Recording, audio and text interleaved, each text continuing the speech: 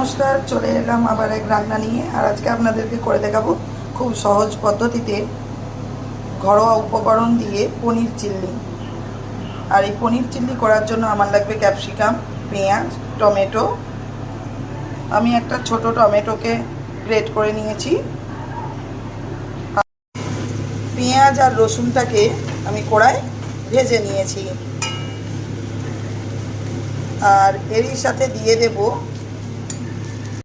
বেটে রাখা আদা। বেটে রাখা আদাটাকে দিয়ে মশলাটাকে ভালো করে কষিয়ে নেব। আর এই মশলা কষাতে এক পাশে আমি মশলা কষাচ্ছি, আর এক সাইডে আমি পনিরটাকে গরম জলে একটু ফুটিয়ে নিয়েছি। কারণ পনিরকে গরম জলে ফুটিয়ে নিলে পনির সফটনেসটা বজায় থাকে, পনির খুব সফট থাকে। ওই জন্য পনিরটাকে আমি একটু গরম জলে ফুটিয়ে নিয়েছি। এপাশে আদা রসুন কষানো হয়ে গিয়েছে। এবার এর মধ্যেই দিয়ে দেব আগে থেকে কেটে রাখা, কষানো হয়ে গিয়েছে, এর মধ্যেই দিয়ে দেব টমেটো গ্রেটটা। টমেটো দিয়ে মশলাটাকে ভালো করে কষিয়ে নেব। দেখুন মশলাটাকে, টমেটোটাকেও মশলার সাথে ভালো করে কষিয়ে নিয়েছি। এই সময় এর মধ্যে কোনো নুন দেব না। এবার এর মধ্যে দিয়ে দেবো আগে থেকে কেটে রাখা ক্যাপসিকাম কুচি।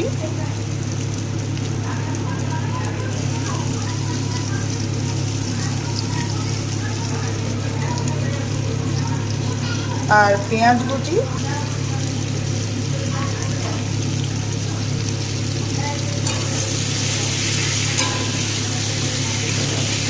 ভালো করে কষিয়ে নেব মশলার সাথে।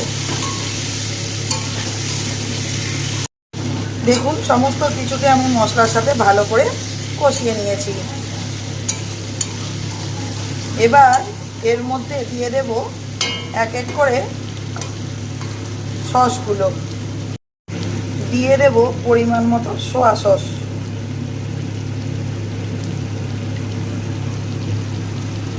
দেব পরিমাণ মতো রেড চিলি সস,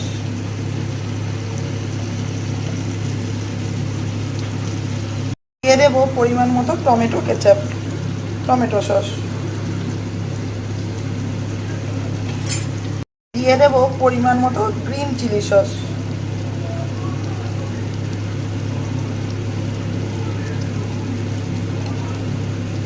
দিয়ে দেব পরিমাণ মতো চিনি, দিয়ে দেব পরিমাণ মতো নুন। সমস্ত কিছুকে দিয়ে দিয়েছি। এবার ভালো করে কষিয়ে নেব।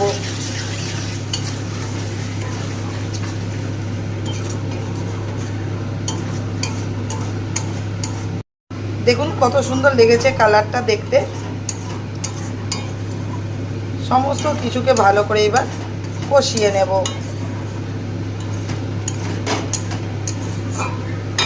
যেহেতু বাচ্চারা খাবে, এর মধ্যে আমি লঙ্কাটা, যেহেতু রেড চিলি সস আর গ্রিন চিলি সসটা দিয়েছি, ওই জন্য আলাদা করে আর আমি লঙ্কাটা ব্যবহার করি না। আপনারা যদি চান লঙ্কাটা দিতে পারেন। কত সুন্দর লেগেছে দেখতে।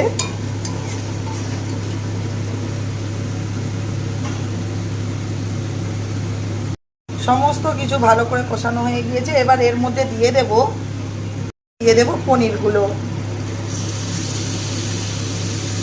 আমি পনিরগুলোকে গরম জলে একটু ভাপিয়ে নিয়ে নিয়েছিলাম, তারপর এগুলোকে ডাইরেক্ট আমি দিয়ে দিচ্ছি। কারণ আমি পনিরকে ভাজি না, পনিরকে ভাজলে পনিরের সফটনেসটা নষ্ট হয়ে যায়। এইভাবে ডাইরেক্ট পনির দিলে পনিরের সফটনেস নষ্ট হয় না, পনির খুব সফট থাকে, খেতেও খুব ভালো লাগে। ওই জন্য আমি ডাইরেক্ট পনিরটা দিয়ে দিয়েছি। এবার এটাকে হালকা হাতে মিক্স করে নেব। আর এই সময় গ্যাসের ফ্লেম লো রাখবো। আর আমি এখানে 400 গ্রাম পনির নিয়েছি।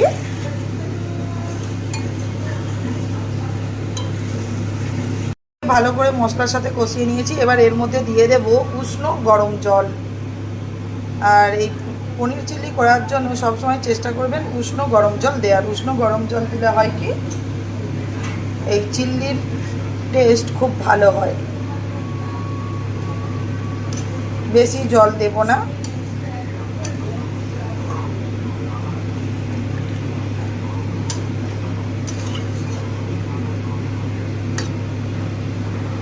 আর এই সময়ই আপনারা একটু নুন মিষ্টিটা দেখে নেবেন, যদি কম থেকে থাকে এই সময়ই আপনারা অ্যাড করে দেবেন। এবার এটাকে কিছুক্ষণের জন্য ঢাকা দিয়ে হতে দেব।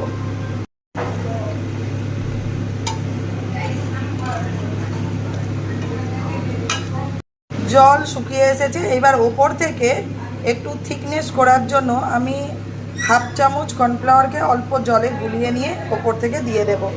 দিয়ে দিলে হয় কি একটা থিকনেস হয়ে যায়।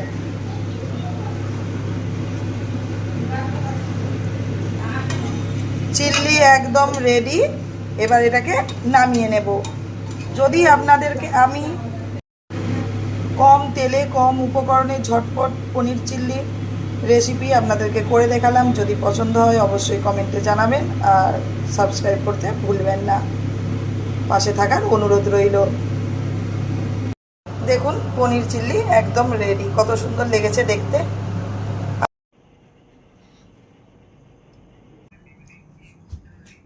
ডিভিডি মানে